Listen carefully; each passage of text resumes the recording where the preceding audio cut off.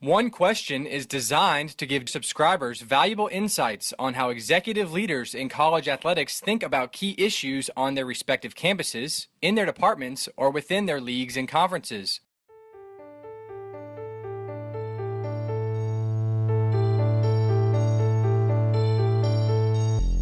Greetings, this is Ty Brown and welcome to One Question.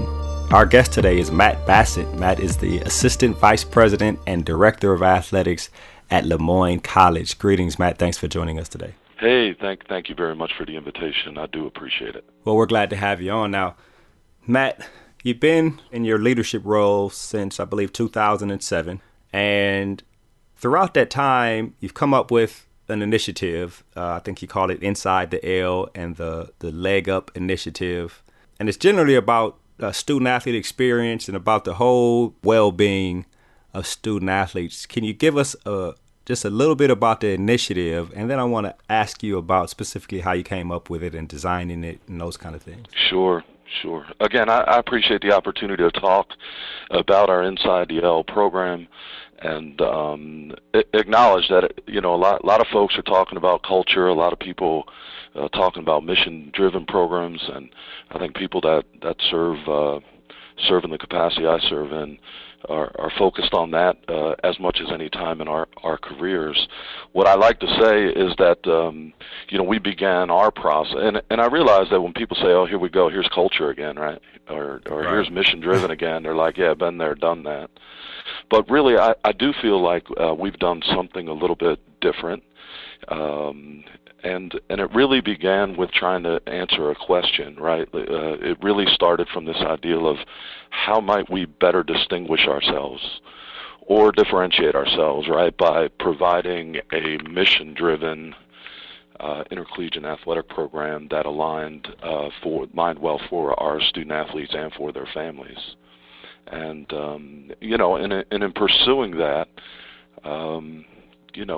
it really began with some research. We're a Catholic Jesuit institution here at Le Moyne, and so what we did is we went out and we looked at 28 different websites of the Jesuit schools in the nation. There's 28 Jesuit colleges and universities here in the United States. And basically we just tried to come up with what were the driving themes or the common goals that existed amongst Jesuit education, right? Jesuit education is 500 years the oldest form of education here in the country. So we just kind of tried to uncover the artifacts that would kind of relate to a uniquely Jesuit experience for our student athletes and their families, and how would we best lay that into intercollegiate athletics. Okay, and it looks like it's pretty successful.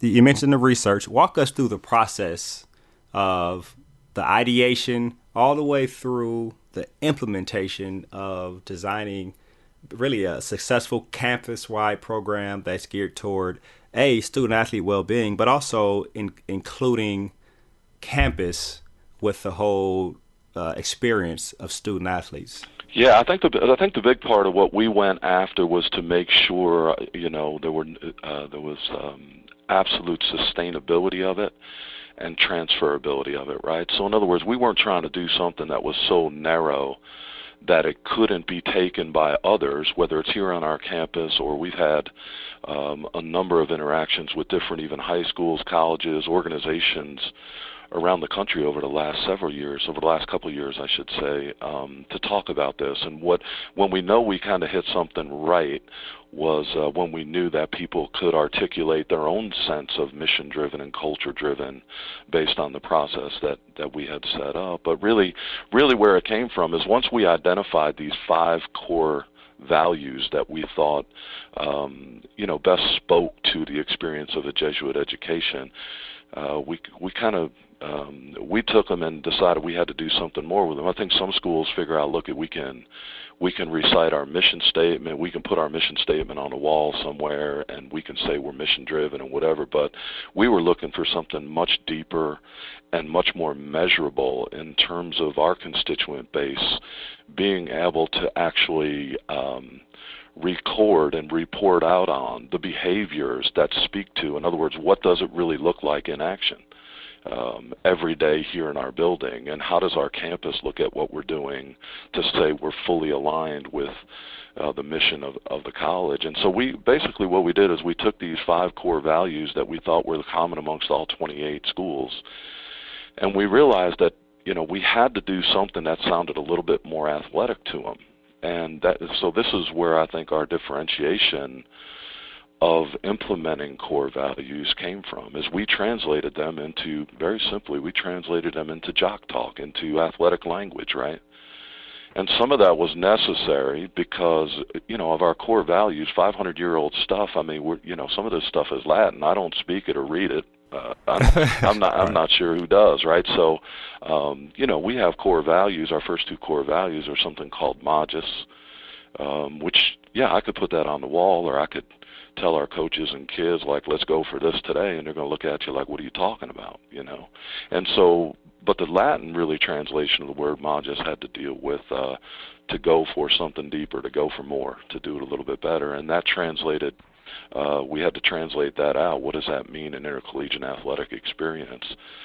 So what we did is we ended up piloting to all of our constituent groups. We met with our student athletes separately, our coaches, our alumni, our parent groups. We had parents drive as much as 5 hours to talk to us about this idea. How are we delivering on this differentiated experience for your families? And I don't know if anybody who might actually click this on, would be interested in how we're doing with our parents and families, because that's ended up being a pretty big thing in our enterprise here, where people are struggling with some of those external pressures. But we've actually, through this culture building program, we've actually engaged our parents and families as partners to what we're doing by introducing to this what we're going for. And they've embraced it fully. So really it came down to taking 5 core values. I'll use the Magis core value as an example, but when we sat our student athletes down, they came up with a translation of a restless discontent for continued improvement, never accepting anything less than my personal best, right? Now, if you talk to a kid or a coach or a recruit about how do we go after our core values, they would understand that more. They didn't understand Magis, right? And so we had to do that for all 5 of the core values we identified. Then it became a common language, right? Any culture, whether it's cave paintings or whatever you do, there's a common language in there that people aspire to, and we were able to, kind of create that language through the translations of the core values. Right, and it sounds to me like from beginning to end, everybody was on board. I will say that since there are only 28 Jesuit institutions in terms of colleges around the country, the research was a little easier than if you had to research something when you had to go do thousands and thousands of schools or something like that. Yeah. I wish I could say I was a library genius or something like that. That wasn't the case at all, and honestly, what made it a little straightforward is there's just a real shared and common understanding of the core values and instincts of Jesuit education that jump off the page to you when you're just banging around at these 28 websites and trying to figure out what are all these other schools going for. It immediately speaks to you as something that seems consistent and transferable. So I think the biggest part about I think doing mission-driven and culture-driven programming like this for any school that would be interested in looking at it, is can you come up with, and most schools already have them, right? So what are your core values? And if they feel a little funky to you in terms of how you actually live those out, we just took it upon ourselves to translate all of our core values into athletic language. But the next step then became the real critical one. Rather than just having a definition for a core value like Magis, right, which is some Latin word people don't understand, then we translate it into something that everybody can understand. The real piece came is when we identified performance indicators, characteristics that would show on a daily basis whether you're actually living these core values out. So as an example, I can give you some of the things that we measure twice a year from our student athlete experience, but as it relates to this idea of Magis, we do this for both coaches and for our student athletes, right? It's something we do with them. We don't do it at them or for them. So we hold our coaches as accountable for their behaviors in trying to promote this culture as we hold our student athletes. But our student athletes will actually assess their experience twice a year in all 5 of these core value areas. In MAJIS, we look for behaviors that ask kids, right? We ask our kids to assess their teammates, to assess the culture within their team, and to answer questions of, are you striving to continuously improve? Pushing yourself outside your comfort zone. These are all ways these are examples of things that really speak to every day, whether you do have this restless discontent for continued improvement, right, our translation of the value. Things like using constructive criticism to improve, continually working on areas of weakness, working hard and smart, especially when things are not easy. And so if we have a student athlete that's looking at, on a particular team of a roster of 30, they're looking around at the other 29 and saying, hey, how do we do this as a group? We can then measure areas by which we can reaffirm that we're actually living out this core value in daily activities, or we can find areas that we need to address. And again, we have about 8 or 10 performance characteristics that lead into all 5 of these core values that we've translated out neatly into athletic jargon, so to speak. Well, and you bring up a good point. One of the traits of quality leadership is constant evaluation and self-evaluation. I do have a question relative to when your student athletes are asking themselves these questions. Am I striving essentially to be better tomorrow than I am today? Are they always honest in the responses they give when you measure these initiatives? Yeah. I mean, that's one of the reasons we kind of nuanced how we ask the question. We're not asking them about their own experience. Right. We're asking them in a confidential way. I mean, there's no way that, we would be tracking this or people sign their names to it or anything like that. But we're really asking them to assess their teammates. Right, so it's not this thing like, look, I don't play, I'm at the end of the bench. It's the coach's fault. Let me just say this is all terrible stuff. It's not like that. It really is people. And so here's the deal too. That's I think is really, really critical.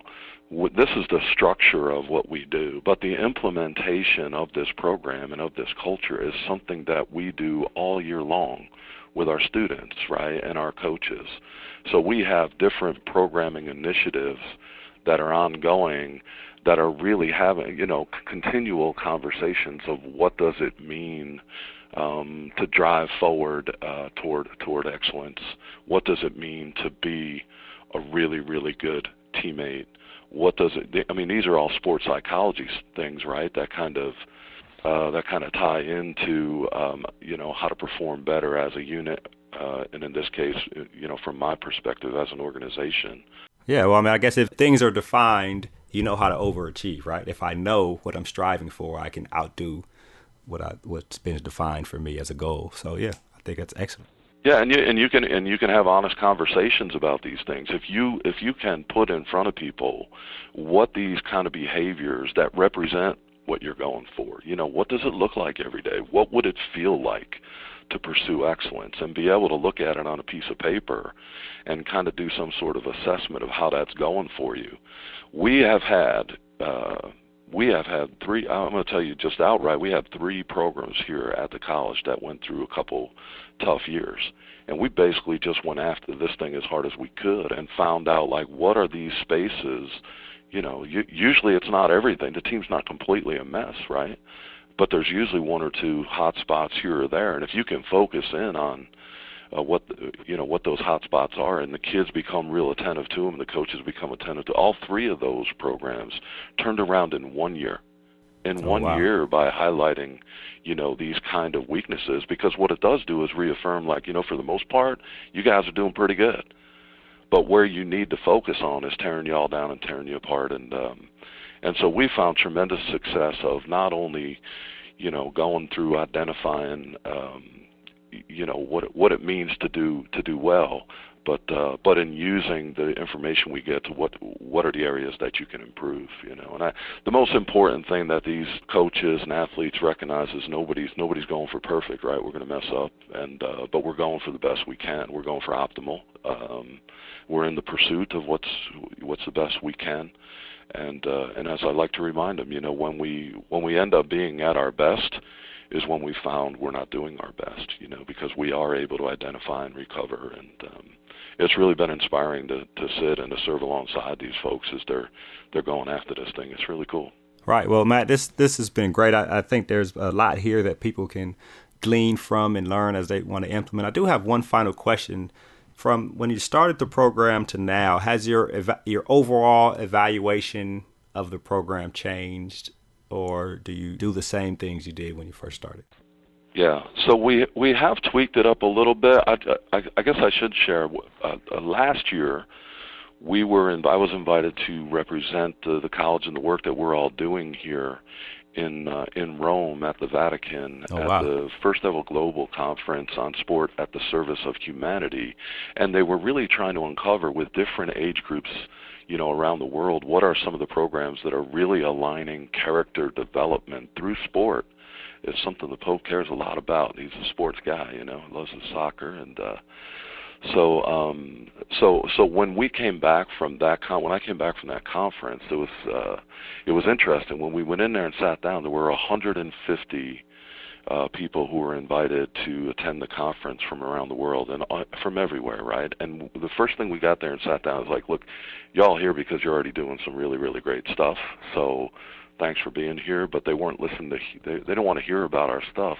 They wanted to hear about what are the possibilities that we're not doing yet. And from that conference, I brought back so much information of ways that people around the world are trying to assess the impact of intercollegiate athletic experience on the youth of today, and there's plenty there for us to still uncover and to integrate within our own programs. So yeah, I would say the assessment tool is something that should be ongoing. Nothing here with the generation of family and kids that you're dealing with, nothing here should stay on the shelf and collect dust anymore. It's just too quick. The landscape, people's expectations turn so quickly that the assessments of what we're providing in our partnership with families are really, really critical to be up to date and up to speed on what they want from us and what we're able to deliver to them. Right. Well, Matt, this sounds like it's an excellent program. It sounds like you've been an asset to Moyne College there. And a coach once said to me that you can't self-evaluate unless you're humble enough to say that you're not perfect, right? Yeah. And it sounds to me like that's exactly what you guys are doing, constant self-evaluation, using humility to move forward and to bring success to the school there at Le Moyne. I definitely appreciate you taking time to join us here on One Question. Well, again, thanks so much for the invitation. I'm grateful. That was Matt Bassett. Matt is the Assistant Vice President and Director of Athletics at Le Moyne College. And this is Ty Brown with One Question. And keep in mind, the role of a leader is to create and maintain an environment that people want to be a part of. And as always, be better tomorrow than you are today.